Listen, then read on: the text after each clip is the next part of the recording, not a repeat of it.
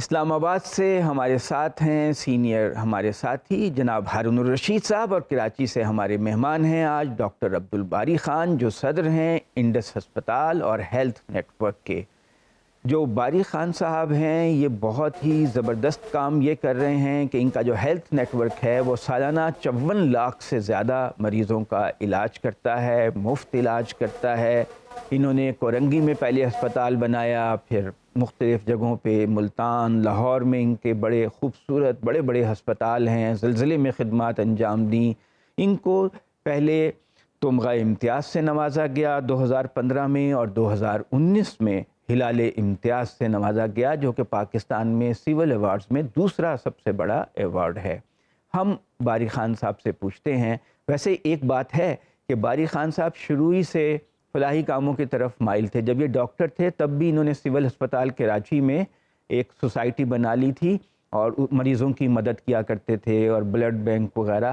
تو آپ یہ بتائیے باری صاحب، یہ جو کام آپ نے شروع کیا سول ہسپتال سے، اس کی بنیاد آپ نے رکھ دی تھی، یہ کس طرح انڈس ہسپتال کی صورت میں ڈھلا، اور کیسے آپ نے، کیوں یہ آپ کا خیال پیدا ہوا آپ کے دل میں کہ ایک الگ سے بڑا ہسپتال ہونا چاہیے؟ بسم اللہ الرحمن الرحیم، بہت شکریہ آپ کا۔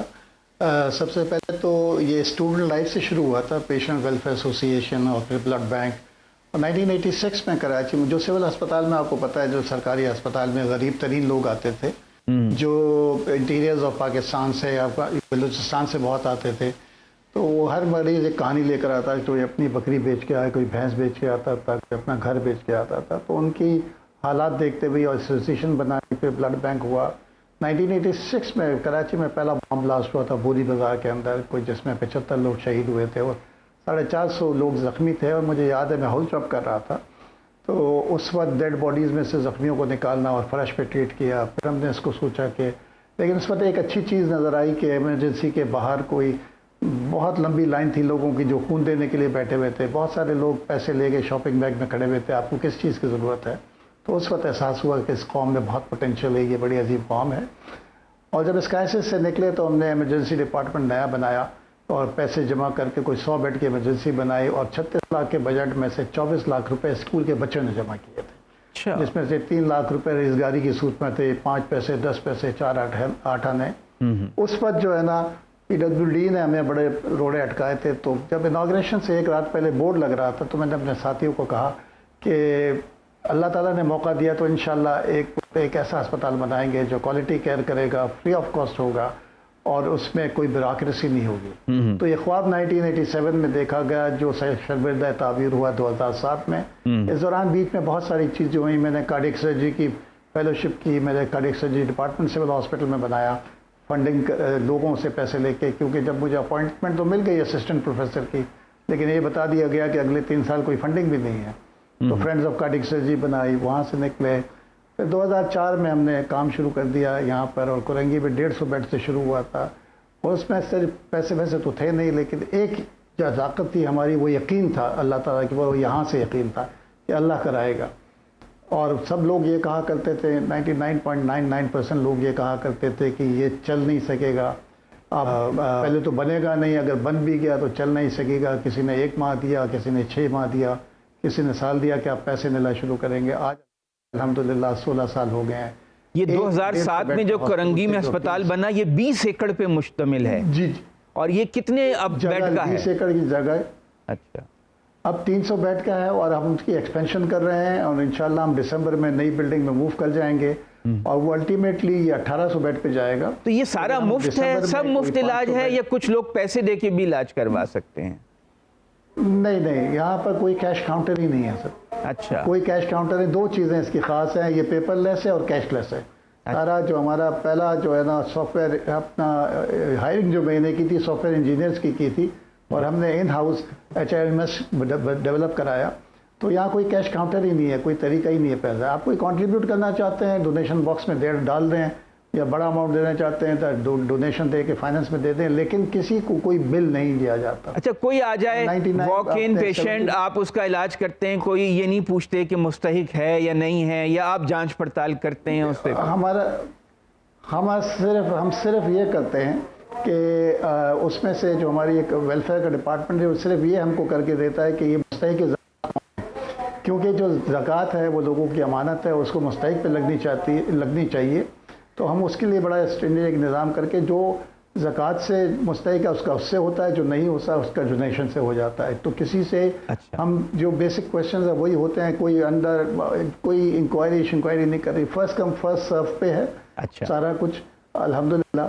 تو کسی کو کوئی یہاں جھوٹ نہیں بولتا کیونکہ اس کو پتا ہے کہ اس کا علاج ہو جائے گا، چاہے وہ زکوٰۃ سے ہو چاہے ڈونیشن سے. آپ کا ٹوٹل جو اس وقت نیٹ ورک ہے اس میں کتنے ہسپتال ہیں؟ ہم نے لاہور میں دیکھا بڑا زبردست ہسپتال جوبلی ٹاؤن میں آپ نے بنایا ہے، اتنا خوبصورت ہے، بڑا ہے، دیکھ کے دل خوش ہوتا ہے. تو یہ اتنے کتنے ہاسپٹل اور کس کس جگہ پر ہیں کچھ بتائیے تاکہ ہمارے ناظرین کو پتہ چل سکے آپ کہاں کہاں خدمت کر رہے ہیں لوگوں کی. دیکھیں ہم نے ایک تو شروع میں ہی ہمارا جو کراچی سے شروع ہوا تھا اس کو اب 300 بیڈ کا ہو گیا ہے جیسے میں نے بتایا تھا. اس کے بعد پھر ہم سے گورنمنٹ نے اپروچ کرنا شروع کر دیا کہ پرائیویٹ پبلک پارٹنرشپ میں ہاسپٹل لیں. تو اس وقت ہم سندھ میں بدین کا DHQ ہاسپٹل ہم چلا رہے ہیں، تھر میں اسلام پورٹ میں ایک ہے، ایک بھونگ میں ہم کو کسی نے ایک ہاسپٹل دیا تھا جو جہاں پر آپ کو پتہ ہے کہ وہاں کی مسجد بڑی وہ ہے تاریخی. باری صاحب آپ کے پورے پاکستان میں کتنے ہسپتال ہیں؟ جی پورے 15 ہیں، اور جیسے میں بتا رہا تھا کہ پھر پنجاب میں ہم نے Multan institute of kidney diseases ہم چلا رہے ہیں. اس میں جو ابھی پچھلے سال ہم نے کڈنی ٹرانسپلانٹ بھی شروع کیے تھے، 50 ہو چکے ہیں ابھی تک ماشاءاللہ، مریض سب ٹھیک ہیں.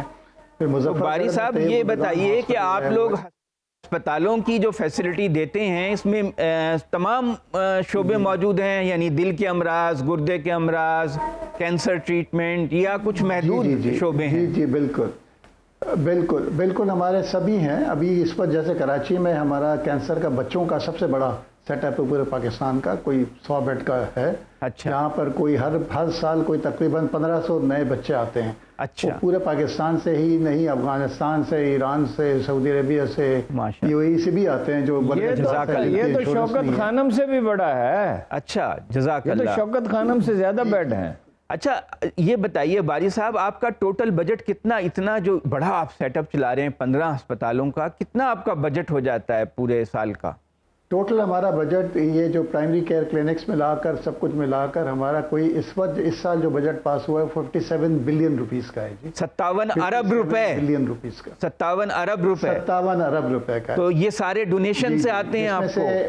اس میں سے جو گورنمنٹ کے ہاسپٹل ہیں جو پرائیویٹ پبلک پارٹنرشپ میں ہم چلا رہے ہیں وہ گورنمنٹ ہم کو دیتی ہے، اور باقی ہم سارا ڈونیشن سے اور زکوٰۃ سے ریز کرتے ہیں. میجورٹی پاکستان سے ہوتا ہے اور پاکستان سے باہر جو ایکسپرٹ پاکستانی ہیں وہ لوگ دیتے ہیں اس میں. اچھا تو آپ یہ بتائیے کہ ہسپتالوں کے علاوہ بھی کوئی فیسلٹی آپ دیتے ہیں صحت کے معاملے میں، کوئی ایسی کیمپین، کوئی اور ایسا کام؟ جی بتائیے.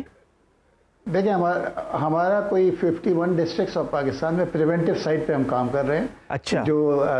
جو ہے اس کے علاوہ پرائمری ہیلتھ کلینکس ہیں، ہماری موبائل ہیلتھ کلینکس ہیں، ہماری کنٹینر کلینکس ہوتی ہیں. پھر اس کے علاوہ ہم صدرن پنجاب میں ایک بوٹ کلینک چلاتے ہیں جو راجن پور کے علاقے میں جاتی ہے. اچھا. کوئی 7 اس کے ڈاکنگ اسٹیشنز ہیں.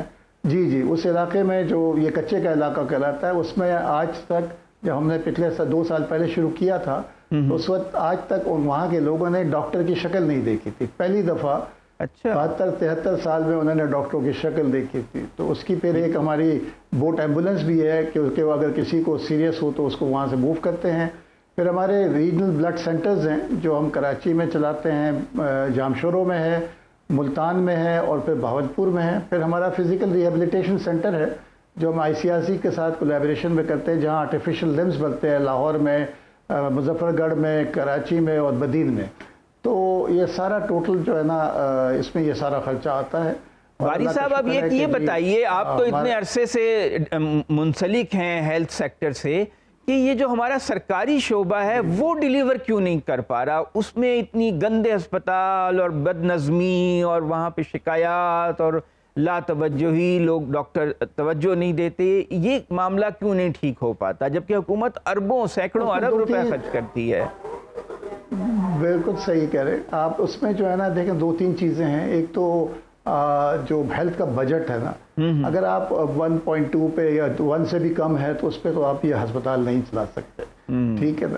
دوسرا یہ ہے کہ آپ کو جو آپ کی جو سیلری سکیلز ہیں وہ بھی ایسے نہیں ہیں کہ جس پہ کوئی، کیوں دیکھیں نا، اب آپ کو ریئلسٹک ہونا چاہیے اور اچھے لوگ رکھنے چاہیے، اور پھر مینجمنٹ کا جو ہے نا فقدان ہے، اور جو ہے جب تک پرائرٹی ہیلتھ نہیں ہوگی، ہماری ہیلتھ اور ایجوکیشن ہماری پرائرٹی نہیں ہوگی تو اور بجٹ میں نہیں بڑھائیں گے تو آپ کی یہ صورتحال تبدیل نہیں ہو سکتی ہے۔ اور لوگ ہیں جو پبلک سیکٹر میں بھی اچھے لوگ ہیں جو کام کرنا چاہتے ہیں، لیکن اگر آپ ان کو فنڈ نہیں دیں گے تو وہ کیا کریں گے بیچارے۔ اب مستقبل میں آپ کیا منصوبے ہیں، ذرا جلدی سے بتائیے، ٹائم میرے پاس 1 منٹ ہے۔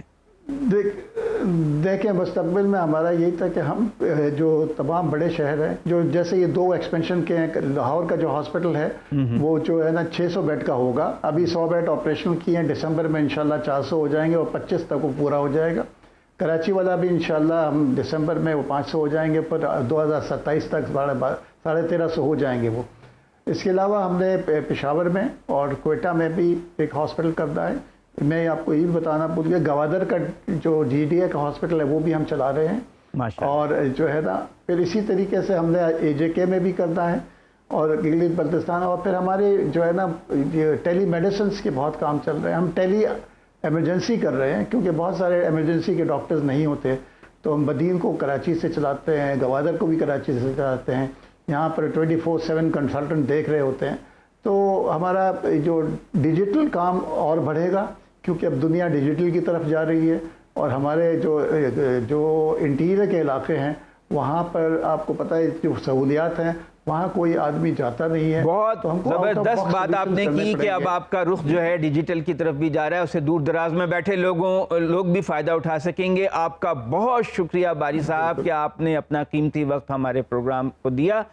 ہارون الرشید صاحب، آپ بتائیے، یہ ساری گفتگو آپ نے اور خدمت خلق کے اتنے ادارے ہیں اور ہم تو ہر روز اپنے پروگرام میں کسی نہ کسی ادارے کو متعارف کراتے ہیں، آپ اس پہ کچھ کہنا چاہیں؟ دیکھیے، علماء حضرات جب بات بیان نہیں کرتے اور بیان کرتے ہیں تو اس پہ زور نہیں دیتے، وہ قرآن کریم کی پہلی آیت ہے سورہ فاتحہ کے بعد، وہ ہے الف لام میم ذالک الکتاب لا ریب فیہ ھدی للمتقین الذین یؤمنون بالغیب ویقیمون الصلاۃ ومما رزقناہم ینفقون۔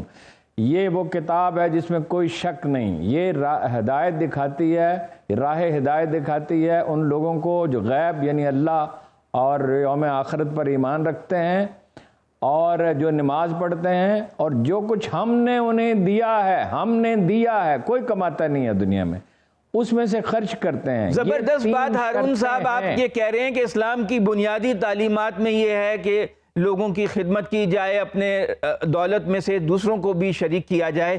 باخبر رہیے ہر جگہ، ہر وقت، بر وقت۔ ابھی سنو نیوز کا یوٹیوب چینل سبسکرائب کریں اور بیل آئیکن پر کلک کریں اور جانیے ملکی اور غیر ملکی حالات و واقعات یقین کے ساتھ۔